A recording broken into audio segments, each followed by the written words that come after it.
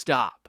If you're about to buy a house in 2026 because rent is throwing money away, you're about to make a massive mistake.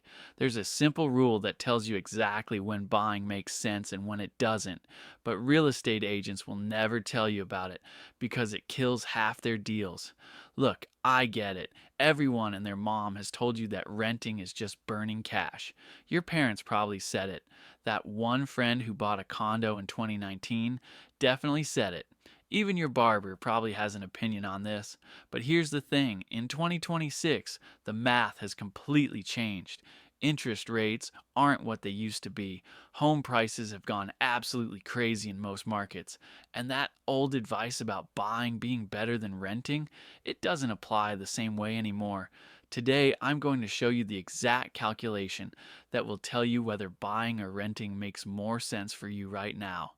Not in 5 years, not based on what worked for someone else, for you in 2026 with real numbers. Here's what nobody talks about. When you buy a house, you're not just paying the purchase price, you're paying interest on your mortgage, you're paying property taxes that go up every year, you're paying for insurance, maintenance, HOA fees, if you're unlucky enough to have those, and a bunch of other costs that renters never think about. Let me give you a real example. Let's say you buy a house for $400,000. Sounds reasonable in a lot of markets right now, right? You put down 20%, which is $80,000. That's money that could have been invested somewhere else, but we'll get to that. Your mortgage is now $320,000. At today's interest rates, which are sitting around 7% for most people, your monthly payment is about $2,130 just for the mortgage, not including anything else. Now add property taxes, let's say 1.2% per year, which is pretty average. That's $4,000 a year or $330 a month. Homeowners insurance, probably another $150 a month. And here's the kicker, maintenance. The standard rule is 1% of your home's value per year. That's another $4,000 annually or $330 a month. Add it all up, and you're paying about $2,940 per month to own that $400,000 house. And you haven't even furnished it yet. But wait, could you rent something similar for less? In a lot of markets in 2026, the answer is yes. You might find a comparable place for $2,000 a month, maybe even less depending on where you live. So if renting is cheaper, why does everyone say buying is better? Because of one word, equity. Let's talk about what equity actually means and why it's not as simple as people think. When you make that $2,130 mortgage payment, not all of it goes toward owning more of your house. In the first few years, most of it goes to interest, like a stupid amount goes to interest. In year one of that mortgage, you're paying about $22,000 in interest and only around $3,500 in principal. That means out of your total yearly mortgage payments of $25,560, only $3,500 is actually building equity. The rest, gone, just like rent. Now, your house might go up in value. That's appreciation, and it's what everyone bets on. But here's what they don't tell you, home prices don't always go up. And even when they do, the average annual appreciation in the US is around 3 to 4%. Some years it's more, some years it's less, and some years it's negative. Let's say your $400,000 house appreciates at 3% per year. That's $12,000 in year one. Nice, right? But remember, you're paying $22,000 in interest, $4,000 in property taxes, $1,800 in insurance, and $4,000 in maintenance. That's $31,800 in costs that disappeared, and you only got $12,000 back in appreciation plus $3,500 in principal paydown. You're still down about $16,300 compared to the renter who paid $24,000 in rent but didn't have any of those other costs. And here's where it gets really interesting. That $80,000 down payment you made, if you had invested that in a basic index fund averaging 8% returns, you'd have made about $6,400 in year one. The renter who kept that money invested is actually coming out ahead in year one by a lot. But the story changes over time. This is where the rule comes in. There's something called the 5% rule, and it's going to change how you think about this entire decision. Here's how it works. Take the purchase price of the home and multiply it by 5%. If you can rent a similar place for less than that monthly amount, renting is better. If rent costs more than that 5% number, buying makes more sense. Let me break down where this 5% comes from, because it's not random. About 3% of your home's value goes to property taxes, maintenance, and the cost of capital. 1% is property taxes on average, 1% is maintenance, and 1% is the opportunity cost of your down payment, money you could have invested elsewhere. Then there's another 2% that estimates what you'd lose in transaction costs when you eventually sell, real estate commissions, closing costs, all that stuff. If you spread that out over the years you own the home, it averages about 2% annually. Add it up. 3% plus 2% equals 5%. So for that $400,000 house, 5% is $20,000 per year, or $1,667 per month. If you can rent a similar place for less than $1,667 per month, rent. If rent costs more than that, buying starts to make sense. In our earlier example, rent was $2,000 per month. That's more than $1,667. So buying would actually be the better financial move in that scenario, assuming you're staying long enough. And that's the next piece nobody explains properly. How long you plan to stay matters more than almost anything else. If you're buying a house and you think you might move in 2 or 3 years, don't do it. Just don't. The transaction costs alone will destroy you. When you buy, you pay closing costs, usually 2 to 5% of the purchase price. When you sell, you pay realtor commissions, usually 5 to 6%. On a $400,000 house, that's potentially $44,000 in total transaction costs if you buy and sell. If you only live there 3 years, you're paying almost $15,000 per year just in transaction costs. That completely changes the math. The general rule is you need to stay in a house for at least 5 years for buying to make sense. 7 years is better. 10 years is when buying really starts to pull ahead of renting in most scenarios. Why? Because over time, more of your mortgage payment goes toward principal instead of interest. Your house hopefully appreciates, and those big transaction costs get spread out over more years. But if you're someone who might take a new job in another city, or you're not sure about the neighborhood, or your life situation might change, renting gives you flexibility that's worth paying for. So why is 2026 different from other years?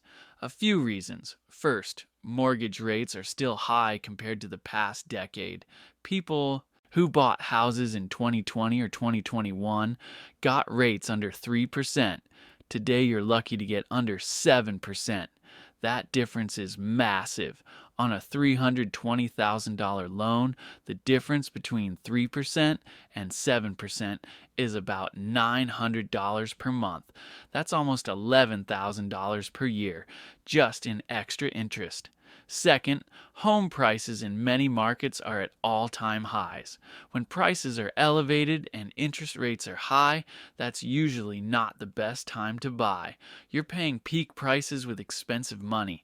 Third, rent prices in many cities have actually started to stabilize or even drop slightly as more apartments get built and people adjust to remote work. This makes the rent versus buy calculation lean more toward renting in many markets. But here's what's tricky.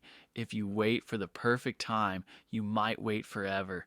Nobody can predict exactly when prices will drop or when rates will come down.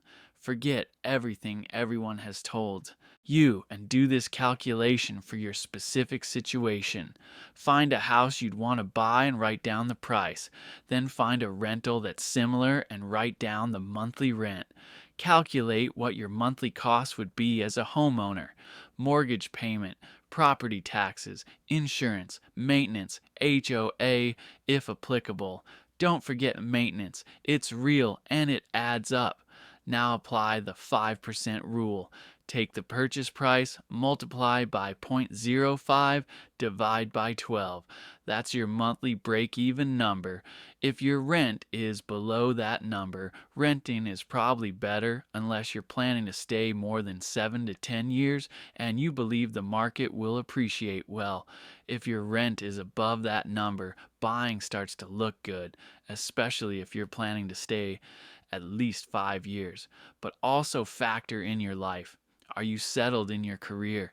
Do you like the area enough to commit? Do you have an emergency fund separate from your down payment? Can you actually afford the monthly cost without being house poor? Because here's something nobody mentions. Even if buying is theoretically better on paper, if it means you're spending 60% of your income on housing and you can't save money or enjoy your life, that's not actually better. That's just being broke with a mortgage. Let's talk about what renting gives you that owning doesn't. Flexibility. You can move when your lease is up. No selling process, no realtor fees, no stress about finding a buyer. Predictable costs. Your rent might go up each year, but you know what it is. Homeowners get surprise bills. The water heater breaks. That's $1,500. The roof needs repair. That's $8,000. The foundation has a crack. That's $20,000. These things happen. Time. You're not spending weekends fixing things, mowing lawns, or dealing with contractors. Someone else handles that. Less stress. If the housing market crashes, it's not your problem. If the neighborhood goes downhill, you can leave. Liquidity. Your money isn't tied up in a house. You can invest it, use it for opportunities, or keep it accessible for emergencies. These benefits have value, even if they're hard to put a dollar amount on. And let's be honest about what home ownership really involves. Time is the big one. You're now responsible for everything. Something breaks at 11 p.m. on a Sunday, that's your problem. You either fix it yourself or pay someone premium rates to fix it. Stress. You're now worried about property values, about the neighborhood, about whether you overpaid, about whether you can afford a potential job loss. Lack of diversification. Most people's down payment is a huge chunk of their savings. Now it's all in one asset, in one location. That's risky. Forced savings isn't always good.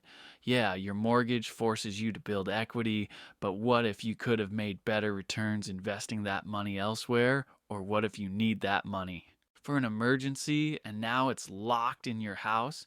So, what should you do in 2026? If you're in a market where the 5% rule says renting is better and you're not planning to stay more than 7 years, rent. Use the money you save to invest, build your career, or improve your life. If you're in a market where buying makes sense mathematically, you love the area, you're planning to stay at least 5 to 7 years, and you can comfortably afford it, then buying could be a good move. But if you're on the fence, or if buying would stretch your budget, or if you're not totally sure about your future plans, there's no shame in renting. Renting is not throwing money away, it's paying for housing and flexibility, just like buying is paying for housing and stability. The right choice depends on your specific numbers, your specific market, and your specific life situation. Not what worked for your parents, not what some guru on the internet said. Your situation, run the numbers. Be honest about how long you'll stay. Factor in all the real costs and make the decision that gives you the most financial flexibility and peace of mind. Because at the end of the day, your home should support your life, not consume it. Look, the rent versus buy debate isn't going to be settled by one video or one rule, but the 5% rule gives you a starting point that's based on math, not emotion or pressure from people trying to sell you something. In 2026, with high interest rates and elevated home prices in most markets, renting makes sense for more people than the real estate industry wants you to believe. But that doesn't mean buying is always wrong. It means you need to do the calculation for yourself. Take the purchase price of homes you're considering, multiply by 5%, divide by 12, compare that to rent, factor in how long you'll stay, be realistic about all the costs, and make the choice that works for your actual life and goals. Don't let anyone pressure you into the biggest financial decision of your life just because that's what you're supposed to do. You're supposed to do what makes sense for you. Subscribe if this helped.